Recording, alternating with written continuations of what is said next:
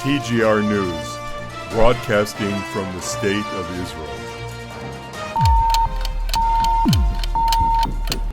Welcome back to TGR News. Shalom, shalom from Israel.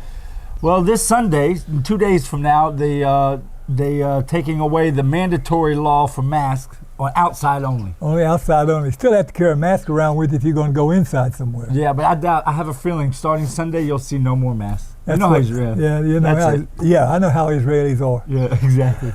Yeah. So anyway, that's about the only thing we have to talk about Corona. The rest of the news, it looks like it's going to be an Iran special this week. There's a lot of going on with Iran. This week also, Iran experienced some kind, they call it a mysterious blackout that caused an explosion in their main nuclear plant. They have two. This is the main one with 6,000 centrifuges in it. And they say it's going to take about 9 months for them to repair it, which who knows. And it's the one they've been boasting about lately that said that there's up to 60% on the uranium. Uranium, right? Which is bomb stuff. Exactly, and they said they're going to retaliate Israel for this because they say we did it, even though we say we didn't. Yeah. Well, you know, we had Holocaust Day this past week, and Memorial Day, and Independence Day yesterday.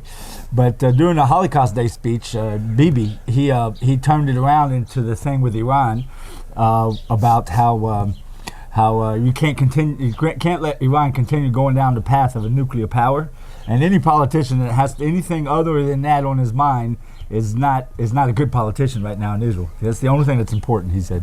I tell you, there's several bad things happening for Israel. The biggest one is the same bad thing that's happening for America. It's got a name. It's called Biden. Yeah.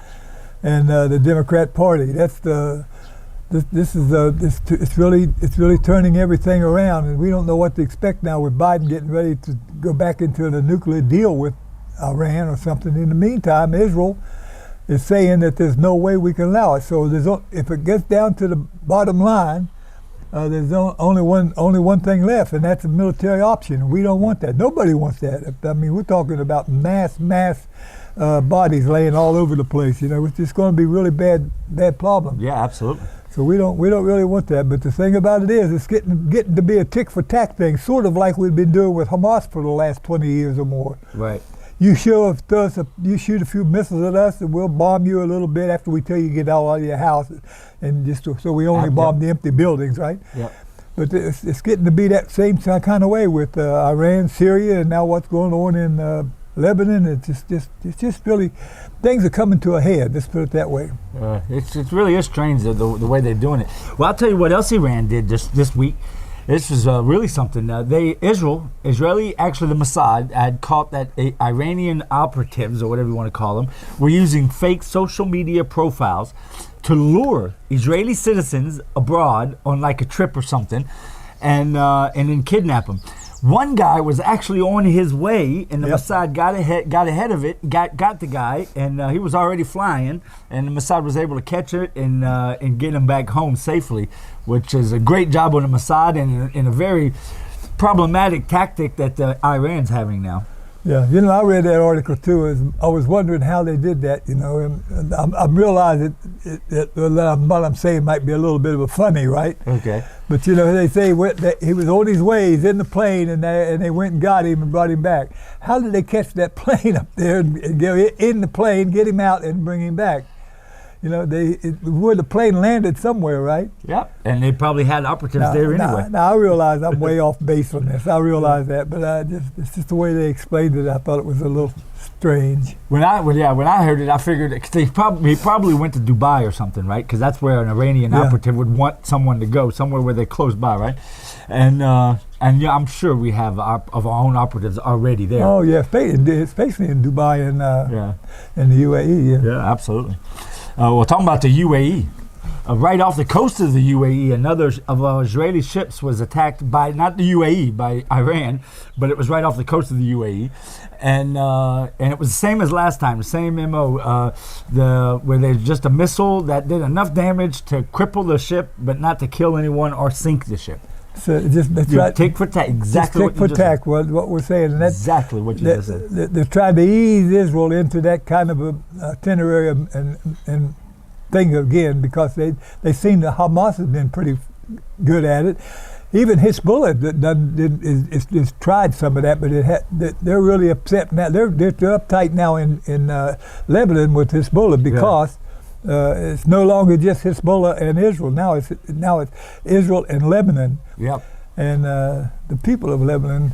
By the way, you know what's happening in Lebanon is really it's a humanitarian crisis. Yeah, actually it is. These people are starving to death. They have no income. They have nothing. Their unemployment's over 50%, and it's just terrible. And I don't know what's going to happen. The people's going to have to get out on the streets, I guess. Yeah, it's really it is. It's getting really bad. The whatchamacallit, basically back to the same thing you're talking about, the tick for tack thing that Iran's trying to get doing. Israeli Mossad intelligence operatives also uncovered just recently, or just told us, the public recently, about a large cache of targets that the Iran has put together to attack us soon in the near future. Like you're saying, one at a time, tick, tick, tick, you know. And so they already know that they have the targets already. Yeah, and they can reach them. Yeah, they can reach them. You know, when we talk about Iran, we're not talking about this ballistic missiles that can make it from Iran to Israel. We're talking about all those 200,000 or maybe even more rockets in Lebanon that Iran has total control over. Yeah, and they're just the proxy from Iran. That's all Hezbollah is. Yeah. And now it's got to the point where the Shiite and Sunni situation is put on the shelf. You know, they have a greater desire. That's to destroy Israel. Yeah. So when Iran says that they want to play tick for tack, they've got themselves in a situation where Israel, I don't think, can play that game. Yeah, absolutely. Yeah. Well, last night on the Israeli news, they were talking about the 10th anniversary of it was exactly the 10th anniversary of the dome, the Iron Dome. You know, the technology Israel has that doesn't allow, that stops a lot of rockets from coming in, right? While it was on the news, while they were talking about it, at that moment, there was a rocket fired from Gaza. Yeah, they're really afraid. Yeah, they really. Yeah, because they've learned that the worst thing that's going to happen to them is Israel's going to fly over and drop a small, maybe a concussion grenade or something like that on the top of the building to make everybody know to get out of the building, and then they'll wait about 5 or 10 minutes and they come back and they destroy the building. Yeah, that's what they do. So that's what they do. It's and then the Europeans and the Americans will send them a few $100 million to rebuild the building. So yeah, exactly. It'll be a better building afterwards. Be a better building. Maybe the next one will be bomb-proof. Yeah. You got anything you want to talk about? Well, I was just thinking about something I heard on TV. It's sort of humorous, but it says there's two different kinds of Biden supporters now in America. It's the billionaires and the idiots. And they said all you have to do is look at your bank account to decide which one you are. Now, if you're not, I didn't mean that to be personal or anything else. But anyway. I doubt there's many Biden supporters watching our channel. Yeah, anyway, I want to read something to you. With a lot of people concerned right now about America's support for Israel. When we first came to Israel, Begin was the prime minister, and I love the guy Begin, but most Israelis do love Begin. Yeah. Anyway, but he said something. It's a quote from Begin. I'm going to read it to you because I want to be sure I don't misquote it. He said, "I am a Jew with trembling knees. I'm a proud Jew with 3,700 years of civilized history. Nobody came to our aid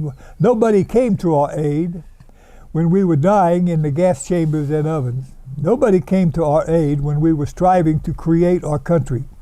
We paid for it, we fought for it, we died for it. We will stand by our principles, we will defend them, and when necessary, we will die for them again, with or without your aid." Prime Minister Menachem Begin to Senator Joe Biden in June 1982, who threatened to cut off aid. Biden at that time threatened to cut off aid to Israel during the June War in 1982. By the way, I was a soldier in that June War in 1982, so I take it a little more personal. Yeah. Okay, well, don't forget, this week we got the really good video coming up where we take you to Armageddon. You don't want to miss that. Armageddon is actually a place here in Israel, and we take you to show you that place. And most important, don't forget to support us on thegoldenreport.com. Amen. Bye-bye. Until next week. Shabbat shalom.